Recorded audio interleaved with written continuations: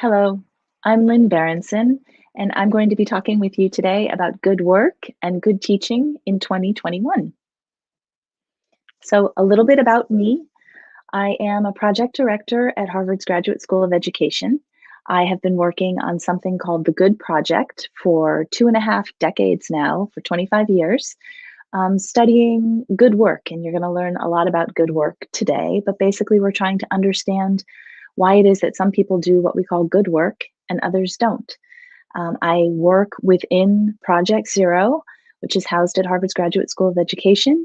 We have been conducting research and writing books and articles about what it is that we find for 2.5 decades. And I work with Howard Gardner and a number of other terrific colleagues, including some that you know. We've had the pleasure of meeting them and hosting them at Project Zero. And I look forward to talking with you more today.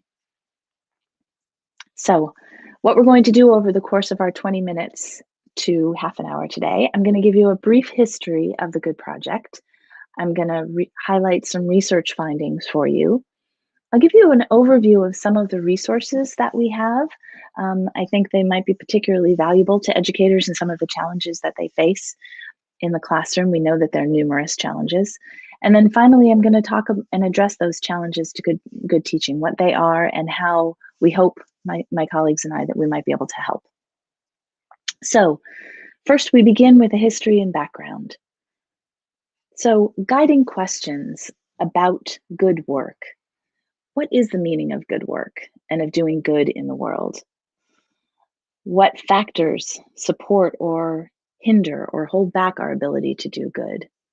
What are some of the core values that guide our decision making and our interactions with others? To whom or what do we feel responsible in our work?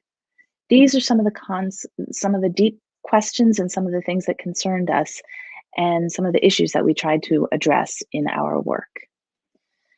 So for decades, as I've said, my colleagues and I have been engaged in an investigation of good work, trying to understand why it is that some individuals do what we call good work, while others simply work. Our definition has evolved, but our original understanding remains firm. Good work involves excellence, so work that is of high quality, ethics, meaning individuals care about the impact of their work, and finally, engagement, finding meaning in our work. Doing all three of these can be very challenging, but with supports such as mission alignment, mentoring, and reflective practices, it's both possible and also desirable. So you'll see those three E's highlighted here. And I want to explain that our particular understanding of work emerges from what was primarily a study of the professions. But what it means to be a good worker is not the same as what it means to be a professional. Many people in the traditional professions, for example, including those with higher degrees, are not necessarily good workers. And at the same time, many people who've not been to college can still exemplify good work. So the Good Project seeks to promote excellence, engagement, and ethics, preparing individuals to become good workers and good citizens who contribute to the overall well-being of society. We help people reflect upon the ethical dilemmas and complexities that arise in everyday life and provide people with the tools to make more thoughtful decisions. So the Good Project started in 1997 as an investigation of how professionals do good work in practice. It was originally the work of three principal investigators, whose names you see here. Howard Gardner, who is best known for his theory of multiple intelligences, who has also studied creativity. Mahai Csikszentmihalyi, best known for his concept of flow and his scholarship on creativity. And William Damon, an expert on moral development and the development of a sense of purpose. Together, these three developmental psychologists began a series of studies that would expand and extend to the present day. The question that occupied the attention of the research team for well over a decade was as follows: how do individuals who desire to do good work succeed or fail at a time when market forces are powerful, there are few, if any, powerful counterforces, and our sense of time and space is being radically altered in a technologically oriented society? So we carried out qualitative and quantitative research, extensive interviews of over 1,700 professions in a variety of fields, including journalism, genetics, law, medicine, business, education, philanthropy, and theater. We interviewed workers who were just starting out in their careers, mid-level workers, and people who had a lifetime of experience and were nearing retirement. We also interviewed students, some 10 to 15-year-olds and 16 to 18-year-olds. Over the course of in-depth interviews that often lasted 2 hours, we asked these individuals about their beliefs and values, their goals, their mentors, and other important influences in their lives. We also supported our qualitative research with a quantitative component where we asked individuals to sort 30 values in terms of relative importance to them in their work.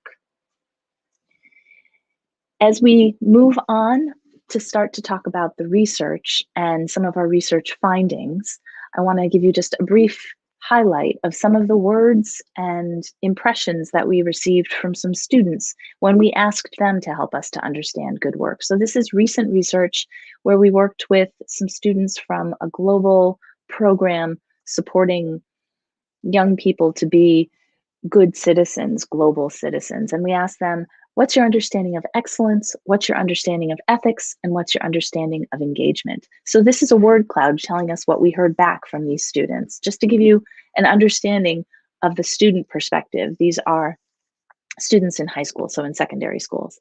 So their understanding of excellence included things like a strong effort, working hard, time spent, accurate work, doing your best work, being smart, going above and beyond. Their understanding of ethics, notice that word others is very prominent. So not thinking of oneself, but thinking of others, doing something for someone. It's positive action, and it's doing something that impacts something perhaps bigger than you. And finally, a word cloud explaining how students understand engagement or finding things that are personally meaningful. You see meaningful is big there. Again, thinking of others. That word passion, I think, is important as well, feeling satisfied in your work. And also finding happiness, finding things that are personally meaningful. So these are just 3 word clouds giving us a brief understanding of how students understand and impact, how they understand the possible impact of these 3 words on their work. I'm going to move now to some more formal research findings and highlight just a few from our many years of research that I think are most relevant to educators in their work. The first is the concept of alignment or misalignment. We understood that in fields that are aligned, it's much easier to do good work. So what does that mean? Alignment is when all the various interest parties in a particular field or in a particular profession want the same things, when they share common goals. When this is the case, people find it easier to do good work. In fields that are misaligned or when common goals are not shared, people find good work much more difficult. So for example, when we were interviewing journalists in the mid-1990s, and I would say that this is absolutely the case today as well, journalism was very much misaligned. So who are the interest parties in the field of journalism? They're the consumers of the media. So me, when I want to find out what's happening in the news, I'm a consumer. There are the people who own the various different newspapers or the various different broadcast types of journalism, the stakeholders in terms of who actually is making money off of the journalists. And then there are the journalists themselves, the reporters, the people who are going out and finding the news. There are others as well. Do they all want the same thing? Clearly not. Some just want to hear what the facts are. Others want to tell the story. And then there are others, and then there are fields that are aligned. And as much as that might seem difficult or impossible, it actually is not the case. When we are interviewing geneticists, the scientists themselves, the people who were the receivers of the research that they did, and the companies all wanted deep research, and geneticists were deeply, deeply happy in their work. So it's not impossible. In education, we are currently in a moment of tremendous misalignment. So as I'm sure I don't have to tell all of you, in Brazil, in the United States, all over the world, teachers are being challenged in a way that is bigger than I think ever before. And the challenges of the pandemic, the challenges of political tensions in the classroom, these all make for a moment of misalignment when it is really difficult to do good work. That doesn't mean that it's impossible. I would say, as it says here on the slide, that moments of misalignment can in fact lead to great creativity and thinking outside the box. The second of these findings is around the question of responsibility. So when we interviewed individuals, we asked them, to whom or what do you feel responsible in your work? And people would respond in a variety of different ways. They would talk about, I feel responsible to myself or to my own goals. I feel responsible to my friends. I feel responsible to my family. They would talk about responsibilities to the profession, so perhaps to giving back. They might talk about, some would talk about a responsibility to a god or to people who went before them. And then finally, there are those who feel responsible to the wider world. Interestingly, the young people we interviewed, so again, people around the ages of 16 to 18 or so, typically would only talk about these first two rings of responsibility, themselves and then immediate others. So they would not necessarily talk about responsibilities to their community. It was really to myself and to my friends and family. And it was very, very unusual to meet a young person who would say, you know what, I have to worry about the wider world. I have to think about how I can give back. I have to think about the environment. This is slowly, we think, starting to shift, but it troubled us because it pointed out that young people didn't think that what they did had much impact beyond themselves. And so this was worrying. And so that was one of the first things that encouraged us to try to create materials that would help young people think about their responsibilities. The third finding that I want to highlight here is from a smaller research study where I did some research looking at what we call caring workers versus those who are working in more individualized professions. So caring workers are those who work directly with others and whose work directly benefits those others. So for example, teachers working with students, medical professionals working with patients, social entrepreneurs who might be working directly with a community in need, people who actually are working with people. Those people are the receivers of the work that they do.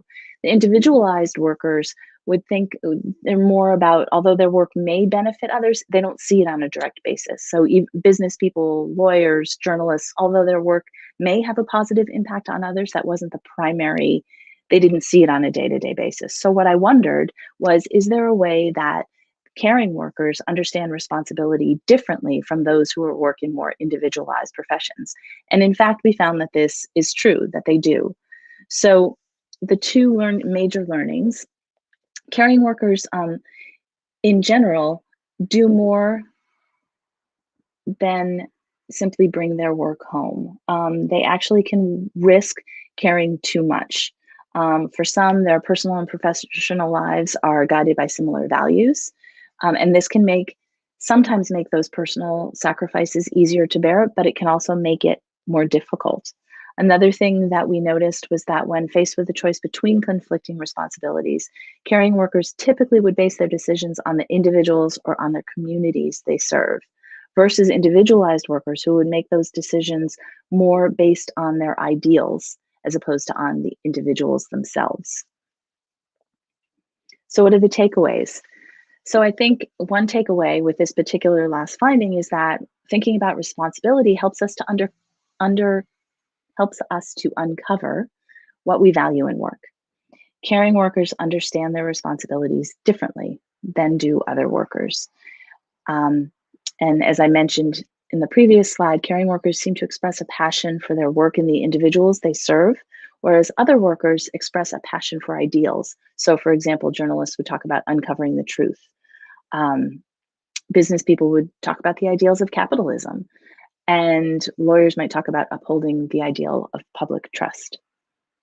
So another takeaway, if we have a number of individuals that are focused on ideals, whereas others are focused on people, our frame for making meaning out of these senses of responsibility is necessarily different. This has a direct impact on how workers find meaning and how they find fulfillment in their work. So we're going to move from the findings, which will come back to us throughout the presentation, to talk just a little bit about some of the resources that we've created over the last decade or so, trying to support teachers, educators in classrooms to help their students think about good work.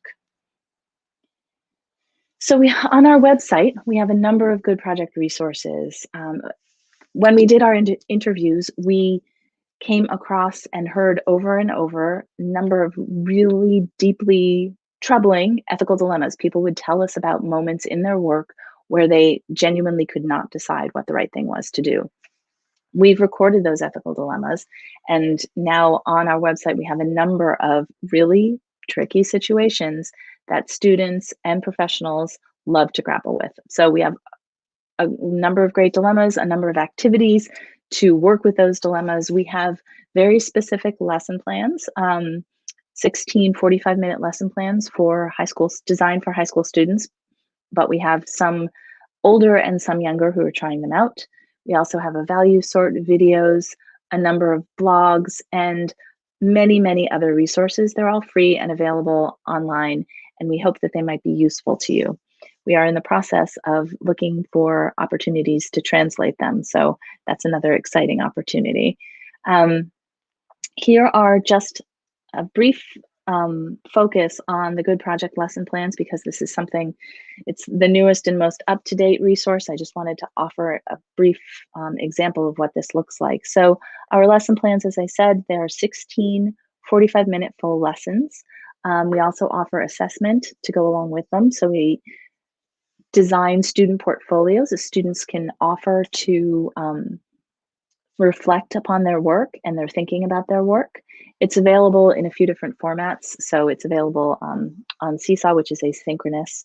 And then there are additional appendices, including a full-scale research project if students or educators are interested in expanding the ideas. This is just an example of what the lesson plan looks like. So one lesson, they all start with a goal, how the work might be assessed, a breakdown of the tools and how long it will take, and then just a description, detailed description of the lesson itself. And you'll see that there are icons on the side showing that some moments have to do with conversation, others have to do with writing, things like that. So we try to make it as clean and straightforward as possible. And then how are these lesson plans used? So for example, we are piloting all of them, although they've been tried out in pieces. This fall, we're piloting all of them in classrooms, and we're excited that they seem to be fitting in a variety of different ways. So in the US, they're being used in advisory groups or in homeroom classrooms. There are also enrichment sessions. And then we're working with a series of schools who have built into their program a work study component. So all of the high school students have all of the, as of a certain grade, all of the junior and seniors have a job. That's part of their high school experience. And so learning about the responsibilities of that work become part of their high school experience. And our work is helping them to reflect about ethical dilemmas that they might face in their work, what their responsibilities are, work-life balance, those sorts of things, where they find fulfillment in work, those kinds of things. So I just wanted to offer one example. I've talked about the ethical dilemmas and I've talked about sorting values and things like that. When we do professional development with educators, we teach a course over the summers and offer other professional development opportunities. This is one of the activities that we do, and it's always hugely beneficial and people really seem to enjoy it. So I can't be with you live right now, but I'd like to encourage you to pause for a moment and think to yourself, try to think of someone that you really believe is a model of good work. We've talked a bit now about good work. I've laid out those 3 E's of excellence, ethics, and engagement. Think to yourself, who is someone I know who I really do think is a model of good work, who is a good worker? It could be someone you know personally. It could be someone that you work with. It could be a family member. Just think of that person. And then what is it that you admire about him or her? What makes this person a good worker? So when we do this in professional development setting, I then ask people to just shout out or if we're on Zoom, we start putting it on the screen in chat or something like that. What are the qualities that describe this good worker? So people will say things like hardworking, creative, kind, visionary, well-meaning, all of these things. We throw all of these attributes, all of these qualities of a good worker up on the screen. And it will be a very long list. And if you, oh my goodness, if I had to have all of those qualities, I would be exhausted. So every day, wake up, be honest, be caring, be thoughtful, be creative, visionary, energetic, inspiring, all of those things. And then to take the activity to another level, set up 3 columns of excellence, ethics, and engagement, and ask yourself, how do these words, which column do they fit into? So hardworking, is that excellent? Is that ethical? Or is that engaging? Hardworking often seems to fall under excellence. That's where people put it. Ethics, if you were to say someone was honest, most people would put that under ethical. And yet we've also had people say, no, you can't do excellent work if it's not honest work. So those qualities that kind of go between one E or the other really become a very interesting conversation in and of themselves. So I just wanted to give you a taste of one activity about good work. And here are some reflections that people who've participated in our professional development have shared with us. So, for example, we talked about being open and accepting of others and open to different ideas. I think this fits into the engagement category because part of engagement or finding meaning is thinking of the others who are working with you. Good work is being part of a system. Another educator shared that I'm wondering about the word dedication. It seems to possibly fit into more than one of the 3 E's for me. So not just about high quality work, but also about excellent engagement and ethics. And then finally, my group used the word advocate. So to be honest, I think it fits with all of the E's, but I like to think about the E for ethics. Advocating for someone means doing the right thing, even if it is hard. I think that's always the ethical thing to do. So we're going to move on to the final reflections for today. And I just wanted to share some of the challenges, which I think you all will probably know better than I, some of the challenges that we have heard from educators in 2021 about good teaching. And we know that they are numerous. So this is when people reach out to us on the Good Project, this is what we hear. So the first is a challenge around ethical dilemmas. So we hear from educators all over the world, in fact, that difficult decisions about what to do, social, civic, political arguments, they're a constant presence in our lives at the moment. We see them on the news. We hear them when we're walking to work. We hear them in the grocery store about putting on a mask or not putting on a mask. We see them everywhere. So as a result, there's a renewed focus on ethics and on character development in the classroom. There's renewed pressures to address those issues, and we hear about a renewed need to address these issues. Happily, they're in alignment. There's another word we've heard today, with the Good Project goals. So we've had people reaching out to us for support with these things, and we're happy to feel that we have some ideas and tools we think to help. So first challenge is, what do we do with all of these ethical arguments? Hopefully, this renewed focus will inspire some creativity. Challenge number 2 is around this idea of work. So even more since the pandemic, there are many, many questions about what is work? How do we work? What's important to us in our work? Where do we find meaning in our work? How do we sustain the energy to work? Do we work at home? Do we need to be around others? And even before the pandemic, these questions were starting to be, in the ether because of artificial intelligence and what technology makes possible. So this renewed challenge has resulted in a need to prepare students with particular skills that will help them navigate this world, navigate a complex, fast changing world of work. Again, skills about creativity, creative thinking. You might say the skills about social and emotional learning, the buzzwords about those 21st century skills. For us on the Good Project, they very much seem centered around this idea of work.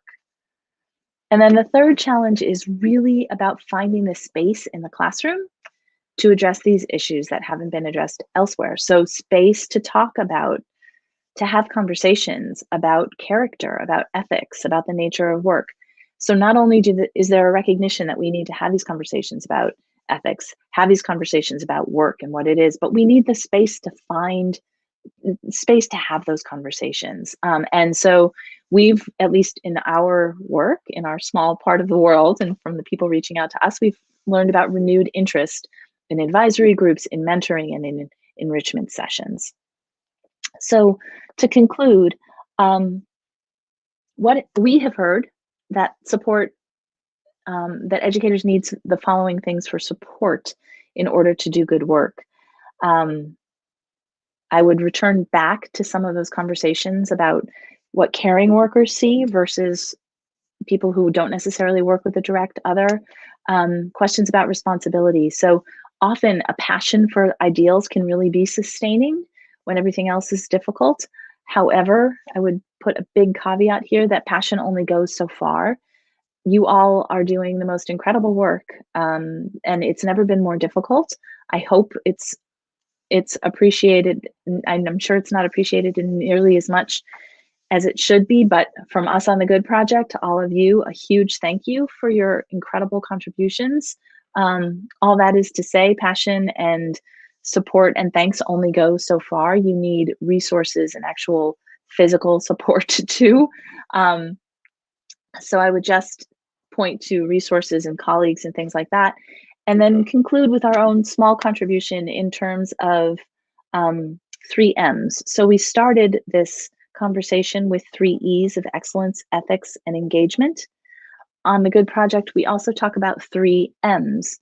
So these are things that we have found can support good work, both on an individual level and in the classroom. So the first is that idea of model, and we did a little tiny bit of this earlier today. So think of someone that you really believe is a good worker. And we have shared this with students as well. So a lot of people talk about not having a role model. So is there a mentor or role model or someone you can look up to? And if not, perhaps what we've learned from some students is putting together a fragmented role model or mentor. So, you know what? I don't have one person who is my role model, but my mom always taught me that I should try to see other people's perspectives. And my coach told me to just not give up. And my English teacher told me to find the language that holds the most meaning for me. So I put all of those things together, and then I can have a role model. Or perhaps if you don't have that, you could think about a tor mentor or an anti-mentor, someone who offers an example of what you don't want to be. And that is, a negative example. At least that's something that is not the way I want to be. The second M is around mission. So to look around you, whether it's in your school or in your workplace, and try to determine which of the goals are you and those around you surrounded by. Are people working towards the same goals? Are you in alignment with one another? If not, can you have some important conversations and try to address those differences? And then finally, the mirror test. Pretty simple, but if you aren't happy with what you face when you look in the mirror, is there something you can change? Are you proud of your accomplishments? We also think about this as the mom test is another way of saying it. Would your mom be happy if the mirror isn't necessarily, are you proud? And is there something you can do to change if not? So we began with 3 E's and we leave you with 3 M's that we hope are supportive in some way. And I just want to thank you for your time and look forward to talking more with you in the near future.